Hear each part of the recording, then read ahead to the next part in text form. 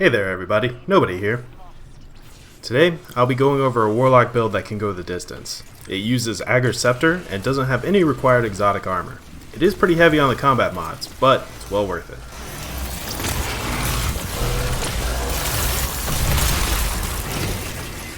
I love the sound of shattering ice in the morning, so let's start with Agers. If you've ever used the chain reaction perk and thought, I wish this was on a primary, then this is the closest you'll get for now. Ager's special trait is that, upon getting a kill, the enemy will burst into a slowing stasis explosion.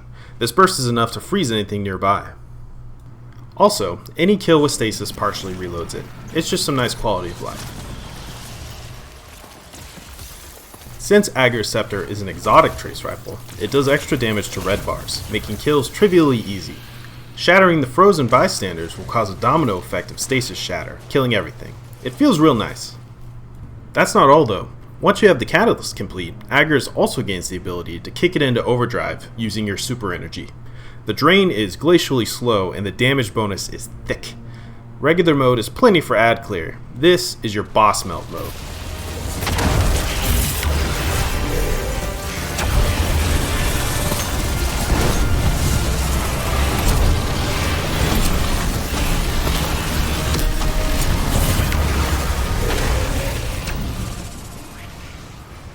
With the setup I'll be going over today, it actually competes with heavy options sometimes. It certainly doesn't hurt that activating or deactivating the overdrive reloads Agers, doubling the magazine size if you're going into overdrive. The beam also stacks slow and freezes targets as you hit them, which will be important later on.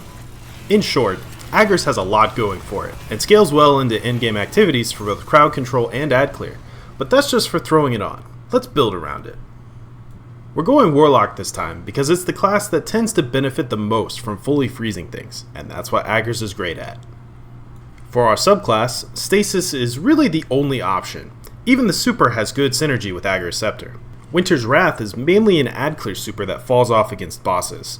Ager's Overdrive is perfect for bosses. It works out. Your grenade choice is mostly preference or exotic based. Here, I'm using Cold Snap, since I got a nice roll on the Osmiomancy gloves last time an Arms Lost sector rolled around. Aspects are where people who watched my previous video will probably connect the dots. We're using Glacial Harvest. Freezing an enemy will create stasis shards that recover melee energy on pickup. This is absolutely busted, and Bungie knows it because they gave it a cooldown after a set amount of freezes. Honestly though, it doesn't really matter, because our buffs will outlast that cooldown. In the other aspect slot, I recommend Bleak Watcher. You can also use Ice Flare Bolts if that's your preference, but the logic behind Bleak Watcher is that it lasts for a long time and preps enemies for you. It also doesn't need any active attention to do so. On the other hand, Ice Flare will proc every time you shatter an enemy, making it great for beefier targets or in activities with more resilient health pools, like higher end Nightfalls. Honestly, the only problem with Ice Flare is that the CC from Bleak Watcher in higher difficulty activities is just too good to pass up.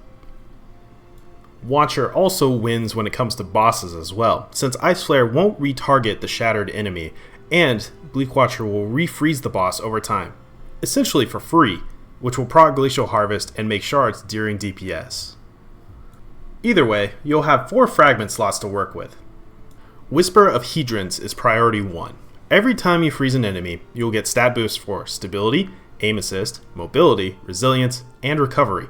The cost is 10 strength, and that does not matter at all since you're going to be picking up tons of shards. In the next slot, you should pick between Whisper of Torment to regain grenade energy when you take damage, or Whisper of Bonds, which will give you super energy when you kill a frozen target. You'll be doing that all the time, and there doesn't seem to be any cooldown on this, so that's probably the way to go if you don't mind the stat penalty to discipline. The intellect hit means nothing, since the target gives roughly a small orbs amount of energy every time. In your next 2 slots, I recommend the combination of Whisper of Conduction to draw in shards, and Whisper of Rhyme in order to get an overshield when you pick them up. This is really the best way to make the build have any sort of tankiness. Our only other source of healing is your Rift. Rhyme is the key to taking this build into higher difficulty content. Here's the flowchart so far. On Stasis Warlock, we'll use Ager's Scepter to freeze enemies and then shatter them. Doing so will drop shards for melee energy, activate Hedrons for a big stat boost, and give us super energy as well as overhealing us when the shards get picked up. You will also partially reload Ager's Scepter for free. On its own, this is probably enough to get you into in-game activities, even without anything else. But let's go a step further. Let's talk exotic armor. First, my preference, Osmiomancy gloves. With these, you can set up multiple Bleak Watchers and focus on ad control as well as boss damage. If you go this route, don't use Grenade Kickstart, since that only works when you're completely out of grenade energy. You'll probably also want to swap fragments from Bonds for the super energy over to Torment for the grenade energy. Next on the list, we have Eye of Another World. This used to be a very popular choice for Stasis Warlock that doesn't require you to do anything special, it just gets you your abilities back a touch faster. It also looks pretty cool. It sounds simple, but it is in no way a bad option. After that, there's Claws of Ahamkara. With these you get an extra melee charge, and you'll be able to throw out a lot of melees thanks to all of those shards we keep picking up. But since you want your kills to happen with Agers, this isn't really the best choice. Similar to Osmiomancy, you don't want to run melee kickstart with these either. Finally, there's Mantle of Battle Harmony. This one might actually be the best choice, especially if you prefer Ice Flare to Watcher. You'll get extra supers and overdrives, and if you hold on to the super, you'll also get a small damage bump for and from stasis weapons. Those are all of the build relevant options. Of course, you could always use something more generic like Ophidian Aspect. As for the armor stats, your focus should be on Discipline, Resilience, and Recovery. Next, we'll talk regular mods. You'll want to run Special Finisher even if you don't run double specials. There are times when you'll run dry, and having ammo on demand for Agers is very important to the build. You'll be generating so much super energy that the cost is negligible. Doing so also lets you skip a Scavenger mod since those are horribly overpriced. Thanks PvP. Doing so also frees up your helmet slot, so if you can, run 2 Harmonic Siphon. Agers is great at clearing out ad waves, and getting a large R for doing it is just a nice cherry on top. You may also want to toss on something like Trace Rifle Reserves if you can fit it in, just so that you have a little bit of leeway for your Ager Scepter. That's about it for the regular mods. Next we'll go over combat mods. The 3 important pieces are Font of Might, Font of Wisdom, and Elemental Shards in order to make them work. With the amount of stasis shards we make and how often we do so, these will be up pretty much all of the time, anytime we would need them. You don't even have to think about it. A quick side note here, the way Font of Wisdom works is that while you have the buff, you have plus 50 intellect. Since the cap is still 100, you should aim for 50 or less intellect, anything else is basically wasted. Regardless, you'll still have 2 open combat mod slots after this, so you can really just do whatever you feel like. Since I like Bleak Watcher, I use Elemental Charge and Firepower. If you want to focus on damage, then you could use Argent Ordnance or Lucent Blade, depending on your weapon choice. It's really just preference. So let's update that flowchart from earlier. On Stasis Warlock, using Ager Scepter, you freeze enemies and shatter them. Doing so drops shards for melee energy, gives you super energy, drops an orb, activates Fonts of Might and Wisdom, activates Hedrons for a big stat boost, and overheals you from Rime. It'll also make you charge with light if you go that route. Oh, and it'll reload your gun for free. That sounds like a lot, but honestly, what that really amounts to is we killed a guy and now we're a badass for a while. If you came from Borderlands like I did, it honestly feels like you're running a build based around kill skills. But just because I said that, don't think that you have to actually get kills in order to activate it. All you have to do is freeze something to get most of the benefits.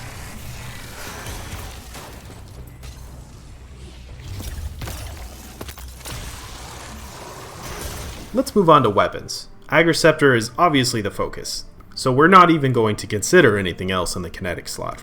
It really can do it all for us in this build. Ads? Freeze and shatter them. Bosses? Activate Overdrive as a backup DPS option. Your energy slot means nothing. Use it for champion mods, double up on specials if you like, rock adaptive munitions if you're using it in match game content. You're not going to be using it much otherwise. Your heavy slot is where most of the interesting picks are. In my case, I have a crafted Palmyra B that I love, and I also have a crafted Recurrent Impact that, funny enough, is my backup ad clear option after Agers. Basically, anything that's stasis will work great. It was a short weapon talk, but that's just because this build is laser focused on what it does.